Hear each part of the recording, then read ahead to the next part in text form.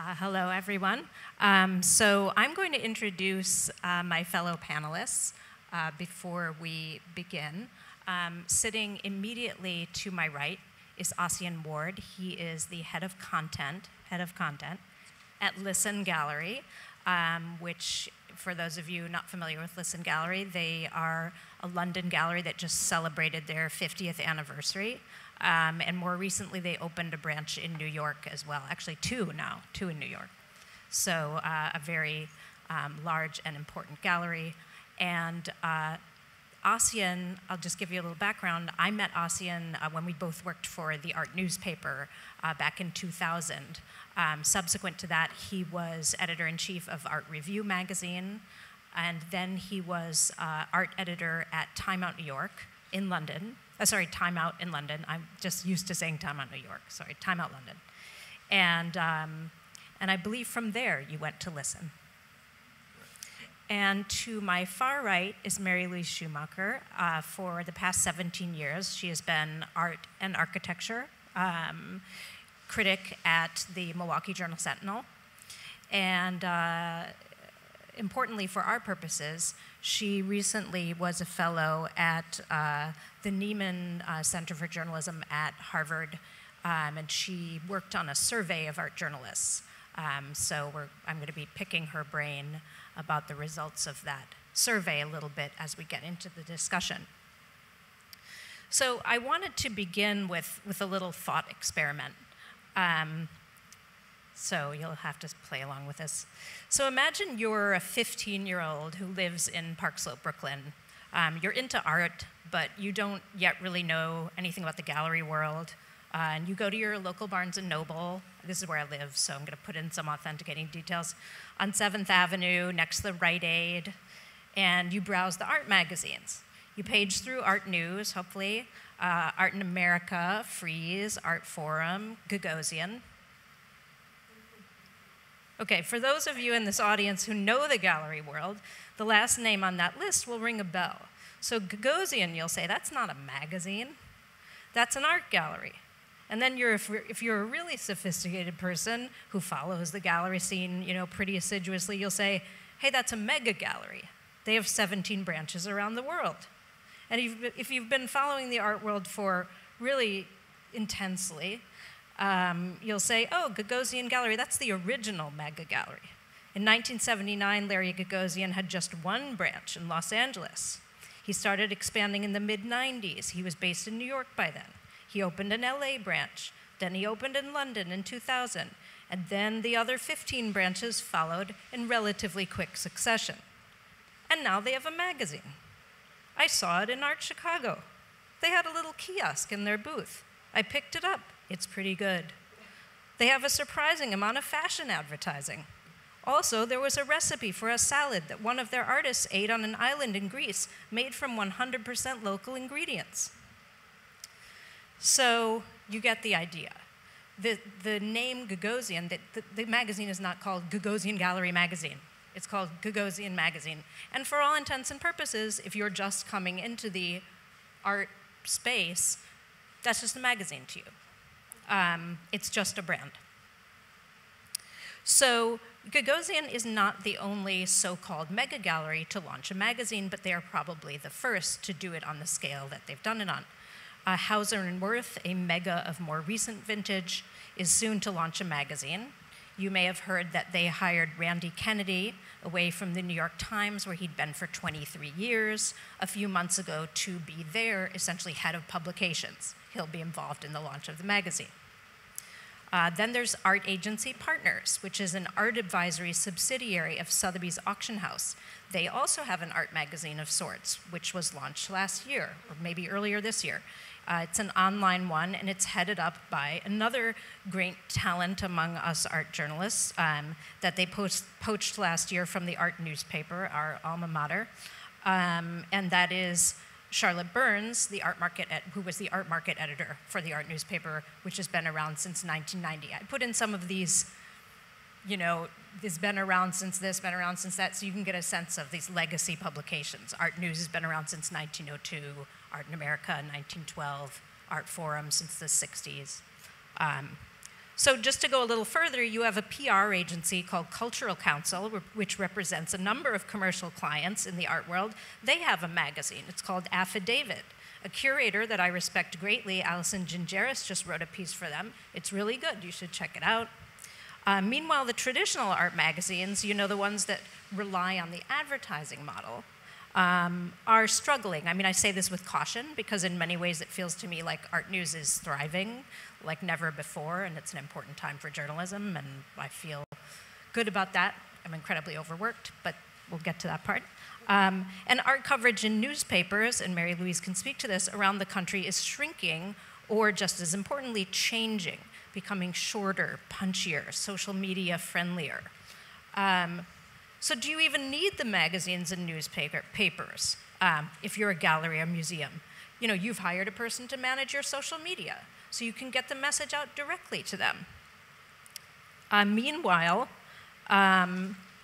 nonprofit models are popping up, particularly in the art criticism space. You have something like 4 Columns, which is started last year, supported by a single donor or grant maker, if you will. Then you have places like ArtNet and Artsy, and it's important to make this distinction, where editorial is not the core mission of the company. They have good editorial content and journalism created there, but their core mission is to, essentially it's to sell art by being a middleman. And I want to add one last thing, and I do this with some hesitation because one of my very esteemed colleagues in the PR area is here watching us. But what I've noticed in the space, many PR agencies starting in a time period when art journalism is struggling. So how do you make sense of that?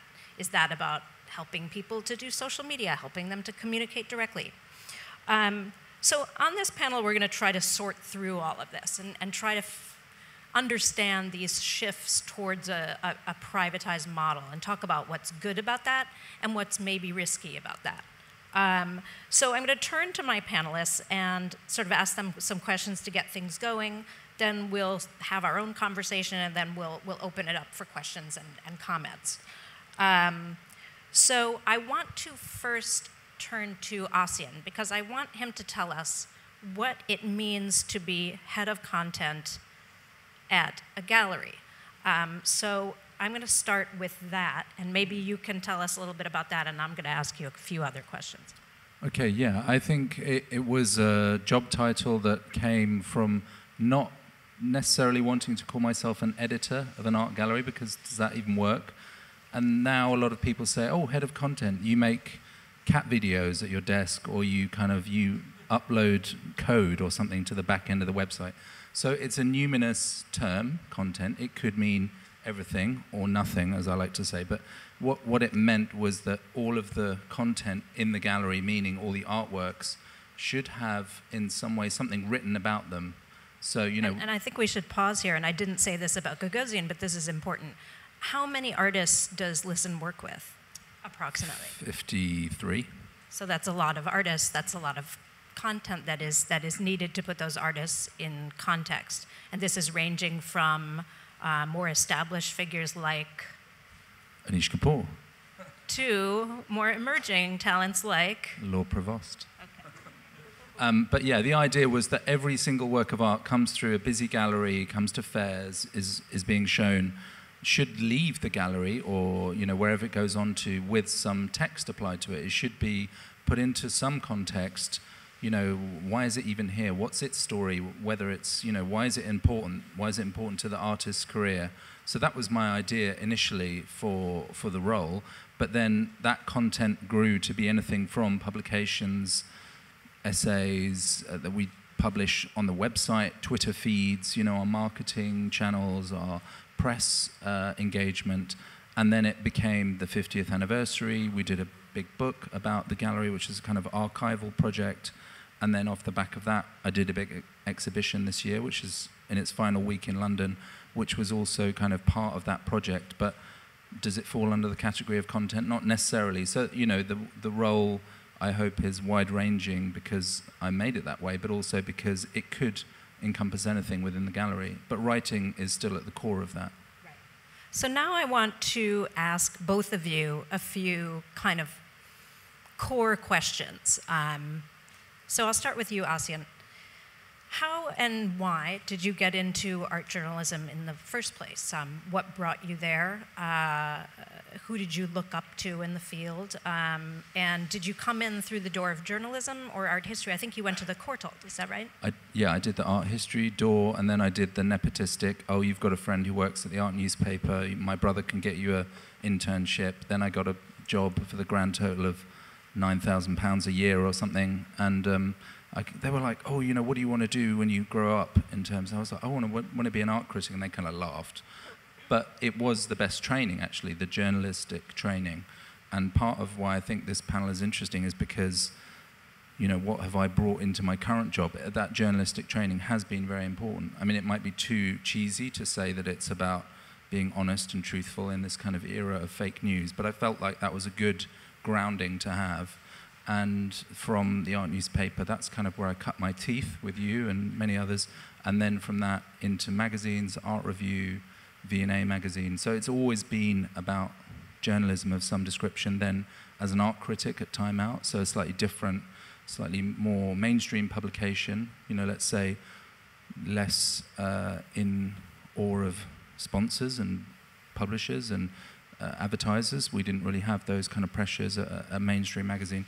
And from there, I took this... Just to put it in context for our audience, I mean, it was interesting to me coming from New York. I mean, Time Out in London is like a real resource for people looking at galleries and has a strong history of that. Yeah, and I took over from a lady called Sarah Kent, who'd been there for 40 years and had really made it one of those staples. You talk about how many art critics are important. I know the ones in New York, and she was one of those in London. So it was a big deal when I took over. But, we can talk about it, that the actual scope of that job and the power of that kind of criticism changed over time. Well, let's come back to that question. So, Mary Louise, what brought you to art journalism? Who were you looking up to, and did you come in through the journalism door? I totally came in through the journalism door. So I am very much an old school newspaper journalist, and kind of got my start in the field covering crime and education and the White House and technology and Congress, and really was kind of just a dyed-in-the-wool old school newspaper person. And I had studied art history in college, and never, just because it was a pleasure for me. And when a job came up for an arts journalism position in Milwaukee at the journal Sentinel, it was just such a rare thing. I mean, even then, and this is 17 years ago now, these jobs didn't come up very often. And so I just applied for it, and I lived in California and on the East Coast, and it was like a leap to jump into living in Wisconsin and trying to navigate what is the cultural landscape of the Midwest, and is that interesting to me? And actually, it was truly fascinating to me. There's a lot of artists who I think live outside of the art centers with some intention. And so there was a really kind of thriving, interesting community there, kind of dedicated to that. So yeah, and that's, who did I look up to? I mean, I have to say I probably looked up to Gwen Ifill and Sarah McClendon more than I looked up to art critics at the time, or just really good feature writers. And I will say, my journalism is really very much about, writing for that reader who's curious, but maybe is picking up the newspaper for the Packers score and will be ensnared into an art review. That's kind of my challenge and what I live for. So it's a little different. Well, I also grew up in Wisconsin, so the Packers score, we all understand how important that is. One thing I would add, and maybe not all of you know this, but it's kind of an interesting side fact, is that, and you and I were talking, Ossian, about that this person was the original person who crossed over. Mark Spiegler, who is the head of Art Basel, began as a journalist, and I believe was covering City Hall in Chicago. Oh, really? And then Bruce Wolmer, who was editor of Art and Auction, came there and said, they met at Art Chicago, oh, you should move over to art, anyhow, the interesting origin story there. So I want to start then now with you, Ossian, and talk about what started to happen in the context of Time Out. What are some of the changes you saw and the frustrations that you had maybe with thinking about, okay, what will be the next step for me after this job? What does the future look like in this field? Yeah, that's an interesting one, because partly it was, if we're talking about journalism versus criticism, there was one thing that I found even difficult within my small field, which was finding critics who wanted to be critical. So, we're all in the art world. We all know the galleries, and the galleries pay us to do essays and things like that. So it was actually quite hard to get people to say what they thought. Like, we had a kind of slightly arbitrary star rating system, so you could get 5 stars for a great show and 1 star for a terrible show. But I found it hard to actually get the writers to commit. One girl just said, no, I don't like the star system, so everyone gets 3. I was like, okay, that's annoying, but I couldn't get it. But everyone else was like, oh, I don't want to say anything too. And I was just like, tell people how it is, otherwise we're recommending shows that are no good. So then what happens, you start to have a slightly diminishing, let's say, page count, number of words, etc. The type gets bigger and, all of that stuff. And then you're losing that space. So then you don't have 5 reviews a week, you've got 3 or whatever, or the word count is shorter. So then that criticism gets squeezed out again, because I don't have room to have lots of negative reviews. That's not my job, is to be a kind of doomsayer about art. And how many galleries and museums of significance are there in London, if you had to estimate? Yeah, well, exactly. And they're probably, I would always say that probably 80% of what was on wasn't great. So, I was being honest. But then there's still 20%, which might be 30, 40 shows at any one time that are worth seeing. So you kind of end up navigating towards those exhibitions that you do want people to come to, rather than being the negative naysayer and, just giving everyone 1 star. But so there were various things other than this.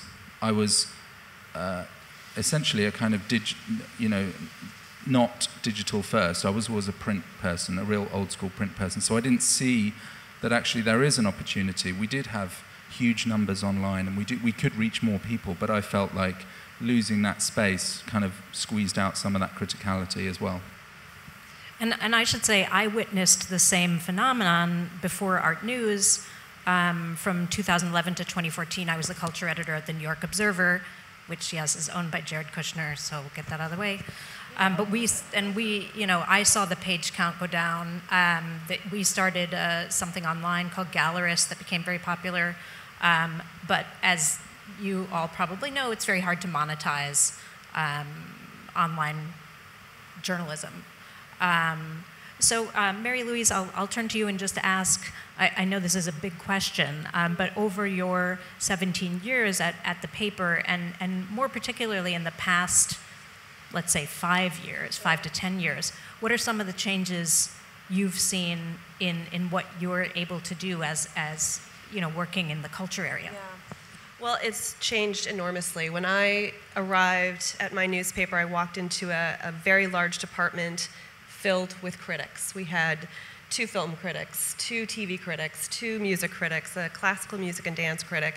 We were actually a newspaper very committed to criticism.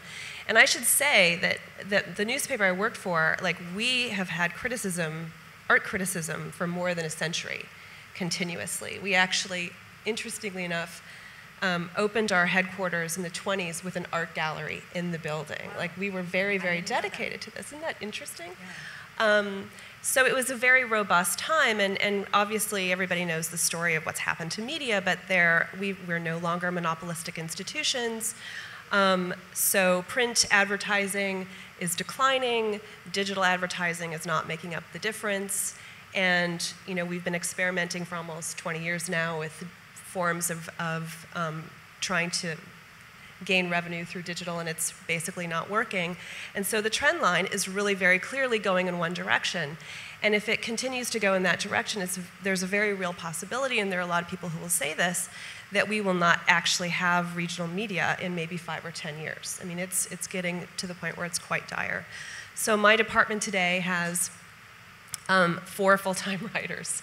And they still employ an art critic, which I think is amazing. Like, there's so many things to cover, and they've just like made this commitment to this particular thing because it's a historic. And when you say 4 full-time, is that just for visual art, or is that across everything in culture? No, that is 4 full-time writers for all of arts and entertainment periods. That's TV, that's restaurants, that's music, that's film. And you have to get those TV recaps, because that's the most important form of journalism today. Yeah, I know. The Bachelorette, of course. Don't get me started. But, and so that there's been this incredible shrinkage, and then we're also now responsible for our audience. So we've been asked, really, like, you need to create and hold the attention of an audience, and we're going to count it. So in the background, on my desktop at work, we use this thing called Chartbeat, and it tells me literally, like, in real time, there are 0 people reading your articles right now. Like, I have seen things I have written and spent a lot of time on just sink to the bottom of the internet like a stone. Like, if there's some other big story, and this is the other thing, like, we're in the middle of like a huge news cycle nationally, right? Like, we've got this fire hose of political coverage coming out of DC. And then if there's like, let's say, the Ice Bucket Challenge is going on Facebook, like, no one is going to see my writing. Like, that just, in the world of digital journalism, I will become invisible that day. So that happens all the time. Well, also, a lot of my stuff just gets deleted. You look online and you're like, oh, where was that review from 2000? Oh, it's gone. Yeah. It's not there anymore. Well, right. You should have printed them out. Yeah. Yes. Save them as an HTML file. I have the same regret. My byline was erased from a website that I used to work for called ARTinfo. I feel that pain. And also, the problem with British art critics, the national critics, is that it's a dead man's shoes game. You've got to wait until someone literally passes away until you can be like, oh, I'll take his job. He's just died of a double heart bypass surgery. Unless that job disappears. Yeah, and that's the other thing. A lot of people aren't being hired again on the same kind of, it's more like a contract thing rather than a job for life, if you like, which don't exist anymore anyway. Right. So let me ask you, I'm going to turn back to you, Ossian, and ask, what is possible to do in the context of working for a gallery like Lisson, and what are the, as someone coming from the world of criticism, what are some of the, built-in limitations? And by the way, one thing you mentioned to me is shortly before coming to the gallery, you had written a book. And some of the artists you had spoken about in the book, you hadn't always been thrilled about, and that was maybe a bit of a complication coming into the job. Yeah, sure. So I'd written countless reviews, bad reviews, good reviews of different artists. So that's obviously going to affect my relationship with them to begin with, but we're all friends now, so that's okay. But, I still think that, yes, you're not going to get critical writing from me, but you might get non-judgmental. So I still believe that in a way, when I was writing or editing for a mass audience, that you need to kind of elucidate and interpret and engage people rather than obfuscate and make it difficult and sort of hide things away or make it complicated, because I believe that contemporary art should be understood or could be understood by anyone. You just need the tools, you need to be able to get into it. And I think commercial galleries are very guilty of not doing that, of obfuscating or not writing any text at all, or making it hard, or letting the artist write some statement about some theory he once read. Trying to make it possible for people to understand what's there. And it's almost like building a kind of, an edifice out of all these things. You start with the smallest common denominator, and you can get into that kind of academic writing once you get to the essay or once you get to something deeper. But you've got to hit people with a tweet or a post and then a news post on your section. Then that leads to something else. And so there is kind of lots of layers of content you can play with. And that could be film. It doesn't have to be written content, although, so it is kind of mirroring what a lot of the online news and art portals are worried about. SEO, how do you get people to look at this stuff? How do you get it up the ratings and up Google? We can do that because we have good information, I hope, and good sources and good references and good, writing on our site. So people will find the artist because we're fulfilling some of that need. Yes, it's not criticism, but it's hopefully good writing. And let me ask you a question. We actually didn't discuss this beforehand, but I'm very interested to hear you talk about this.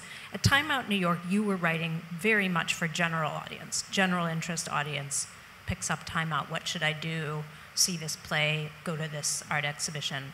Who would you say, how would you define the audience for what you're doing at Lisson? I mean, because a person might say, it's collectors. You know, it's collectors. They created this content arm to feed the collector's need for information. But is it wider than that?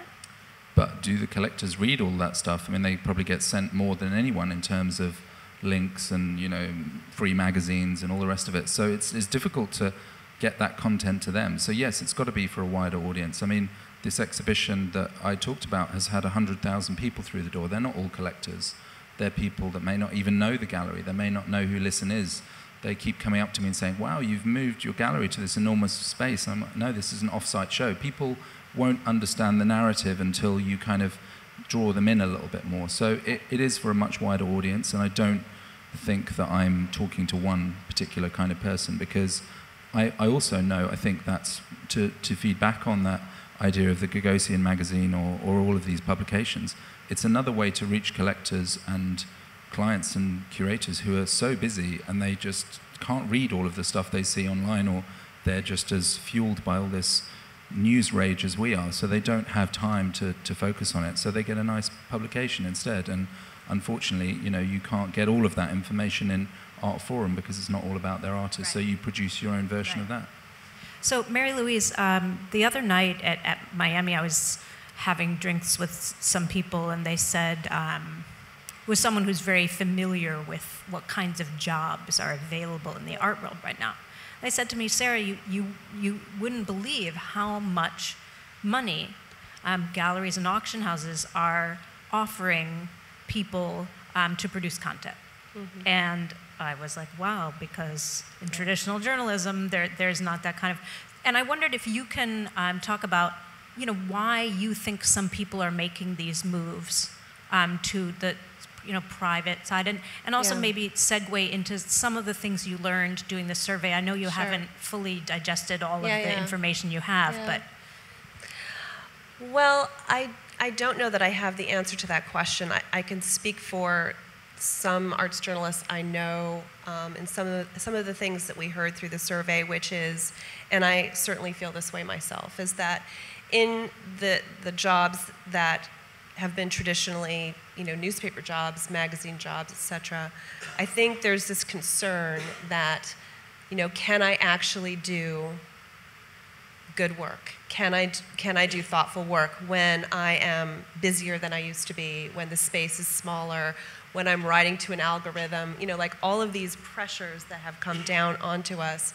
I think you really, like, that's, to be very candid, I mean, that's one of the reasons I felt I wanted to take a year away from the position and get some perspective and kind of recommit to journalism, because I was reading work that I had done 5 years earlier and thinking it was better. Like, here I am in the prime of my professional life, and, you know, work that I was doing earlier is somehow better than the work I was doing right before I left. And so I think that is a fairly universal experience. I know we had a little Twitter exchange with Charlotte, is it Burns? Yeah. Who we asked this question basically on Twitter, and she kind of expressed similar, different but similar feelings about a position she was in and having issues with maternity leave and kind of the pressures of a traditional news position or a journalism position, and she decided to make the change for that reason. So it's appealing for the money, but I think it's even more appealing because you get to actually think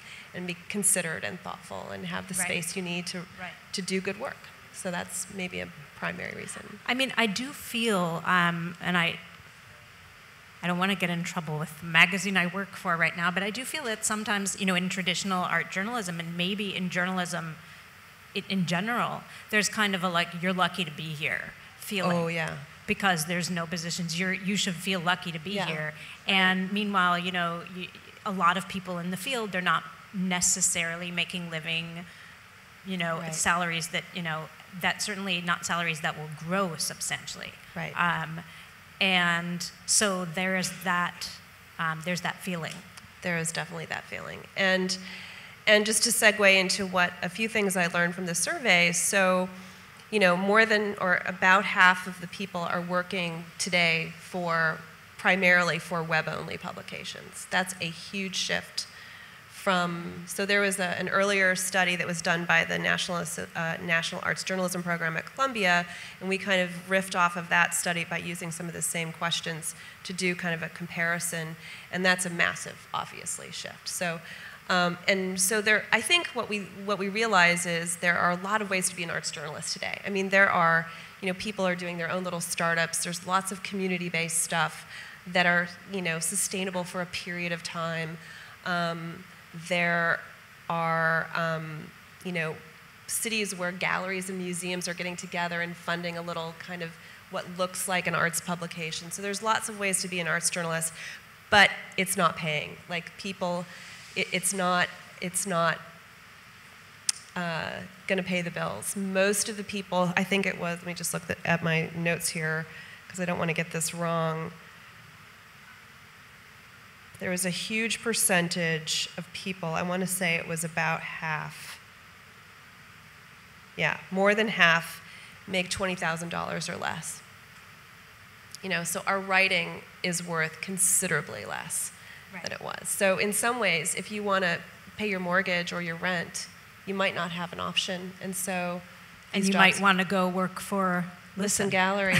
Look, the flip side of that is that everyone expects to get paid huge amounts of money just when they call me and say, you've got big budgets, I'll come and write for you, which is fine. But I don't think that the correlation between money and the seriousness of what you write should be overstated. I think if you get paid well to do something, that's fine. But I don't think that also, some people say, well, you just do that for the money. That's not serious. Like the low-paid, thankless stuff is the serious stuff. I don't think that's quite right either, because as you pointed out, it's just not paying someone the correct rate for what they're doing. So it doesn't mean it's any less serious that you get paid better for it. It should just be paid better.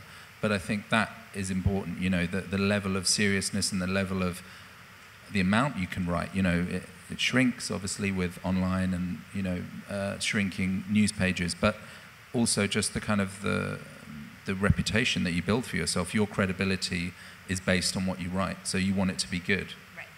So, Mary Louise, we spoke about this a little bit on the phone, and I just want to point up something that I think is there's a little bit of an irony here, which is, recently there was the news that apparently, and I don't know if this actually happened, the New York Times was going to crack down on their writers and editors that they couldn't say certain things on Twitter because they're representing the New York Times, which I found a bit ironic because there's so much pressure on journalists to develop a personal brand and promote the stuff you're doing. Right. So how can you do that without a little personality? Yeah. So I wondered what, and then anyhow, you end up saying things that aren't okay with the place you work for. Right. But actually might promote your stuff. So I was wondering do you feel the pressure to have a personal brand?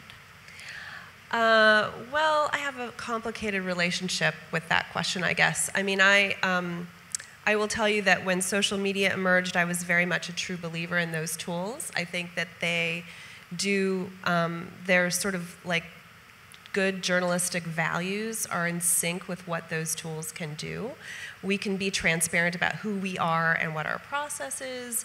We can connect more directly to the people who are experiencing the news we're covering rather than turning to a Rolodex of experts. So there's lots of good kind of journalistic reasons to kind of be in that space and be open about who you are and what you do. I think it's a way of sharing the inner workings of journalism. Right. So yes, I sort of was a true believer in the beginning, and I actually trained the newsroom on, brought some old curmudgeons onto Twitter and that sort of thing. And but now, I mean, I have to say, and my response to building a brand was to build a community. So I created a column and a platform called Art City. It had 30 contributing writers. It's a community of people that I've tried to kind of, create interesting projects with so that it's its own reward. And if we are having an interesting conversation, that will gain an audience outside of that. And that was kind of my answer to that. And I feel like it went really well for a long time. But now I've become extremely dark about we're so dependent on these tools, and they are controlling what we see and what we don't see. And Facebook and Google is also taking huge, massive amounts of all new digital advertising revenue. So these tools are really changing the culture of how we consume media in a way that it was a Faustian bargain. Mm-hmm. Very much so. I think that's an important thing to say, that, you know, from a gallery point of view, it can't just be what I think or what, you know, one person in the gallery thinks. It should be a voice. So there's a tone of voice that we use, which is not to say there's never any humor or, you know, it's just so serious. But I think you have to find that tone of voice. And that's probably the same for all those media outlets you're talking about. They want a kind of consistency, and that comes with good writing, I guess. Well, and I think the bigger issue for the Times is probably this idea that they get pegged as being, you know, a bastion of, you know, they're liberals, they hate Trump. So if all their writers are saying we hate Trump on Twitter, then he can point and say, well, look, you guys are biased. But you know, Roberta Smith is great on Twitter, right? So they do, their critics do take to Twitter, and they're quite good at it. So. Yeah. So I've been told I should open up to some questions now, because we're running out of time. And if no one has any questions, I'll ask some more questions, because I could ask questions all day. Back here. Oh, Andras. Perfect. Hi. Hey. I'm Andras Santo. I did the survey that you replicated, and I'm an old friend. So one of the original findings of that NAJP survey, and the one that got covered the most at the time, 10 years ago, in the media, was about the toothless criticism that journalists were providing. There was a question about what critics valued the most highly in their reviews, and they could, you know, it could be describing the work, or theorizing about the work, or contextualizing the work, or writing in a nice way, or judging. And it turned out that judging was the sort of least valued part of it. Is that something you're coming across? I mean, there is a huge rise of sort of snarky art writing, but at the same time, there's a lot of anodyne art writing. So where do we stand on this issue right now? Are you asking me? I guess you're asking me. No, all of you. All of you, okay. You want to go first? I mean, okay, I'll just say a couple things about it. I mean, I think that's absolutely right. And when I think about, I had, now that you mentioned that original 10 years ago, that survey, yeah, that was a big deal then. 15, 10, yeah. And it occurs to me, and I'd never thought about this in this context. So when I started doing Gallerist for The Observer, we, for the most part, stayed away from criticism, but instead we had a slightly irreverent tone towards everything in the art world. So what I feel has happened is that there's kind of a shift where the criticism becomes criticism of the system, and that there's a lot of an audience for that. But then again, I feel like when I look at the Times, like the Times hired Jason Farago recently, and he says what he feels about things. Like if you read his piece on the Leonardo, supposed Leonardo, the Salvator Mundi, he says, this guy's a savior of the world. He probably couldn't get a seat on the crosstown bus, you know, something like that. So he's not pulling any punches, and I find that encouraging. But I think in the art magazines, I mean, I try to, in ARTnews, we're doing a different form now. We're not doing individual reviews. Since we're quarterly in print, we do these sort of city roundups. And I encourage people to be critical, but I think that's still kind of an issue. Then again, wait, sorry, I'm not self-promoting, I swear, but someone on my staff wrote, maybe you guys know, there was a Damien Hirst show in Venice. It was controversial. A lot of the work was for sale. Anyhow, and he wrote a review with the headline, "A Disastrous Damien Hirst Show in Venice," and he just trashed it, you know, just out trashed it. And it is one of our probably top 3 most viewed articles of the year was this Damien Hirst review. So either everyone hates Damien Hirst and they love to like hate read about him, or there's a real hunger for negative journalism about figures in exalted positions. Well, Damien used to famously kind of quote Warhol that he didn't read his criticism, he just weighed it, you know, the amount. And I think actually that's interesting because that brings in the whole subject of a lot of critics went out to that particular show on a press trip, you know, and that was a big... We didn't. Oh, okay, you didn't. Well, you know, and there's kind of, there's an issue now with trust. There's like, who do you trust? Which of the critics do you trust? Do you know whether they're going on these press trips or whether they're already kind of writing catalogue essays about these artists? Who do you trust? And I think that hasn't really changed. I mean, like if you look at someone like Vasari, who was writing about, he didn't like anyone if they weren't Florentine or Tuscan or his mate, or, you know, he was jealous of them because they were better painters than him. There's always... In other words, is there anyone who's completely unbiased? No, absolutely not. But I think that should make it more interesting. I think what Adrian Searle from The Guardian always says, no conflict, no interest. You know, if there's nothing there, if it's that anodyne criticism that Andras is talking about, you know, this kind of bland stuff, that's when it becomes boring. Right. It doesn't matter, you have to read between the lines. We're all smart these days. We know, well, you know, fake news, we know how to read between the lines. You have to also kind of engage with it rather than just take it at face value. Right. What would you say to that question? I will say, just as an aside, there is a difference between a point of view and a conflict of interest. Those things are getting a little muddied. But so, first of all, Andras, thank you for your study and for being an informal advisor to me. You've been very generous. You know, just my own personal opinion, the writers I really care about today are the writers who do not rely only on exhibitions and museums and actually are kind of writing about visual culture more broadly. I think about someone like Carolina Miranda at the Los Angeles Times, who not only writes about, you know, what's going on in PST this summer, but she writes about, you know, porn theaters and underground cultures in LA. And she brings the same kind of critical lens to that, and it's all part of a whole. And I think sometimes it's not only how we write, but it's what we choose to write about. And I think we get stuck in our systems sometimes. One of the really interesting things that came out of the survey was I did ask people, like, where is inventive criticism happening today? What is, you know, inspiring you? What do you care about? And a lot of people referenced people who are writing books and memoir and forms of criticism memoir, which has been around for a long time. So writers like Maggie Nelson and Chris Kraus and Eileen Miles, and I have to say, like, I hadn't read Maggie Nelson, so I went out and like sucked down all of her books, and she's amazing, and I have not felt that way about criticism in a long time. And it is criticism, and it is memoir, and it just feels like in that case, you know, that the culture has caught up to their form. You know, it's personal.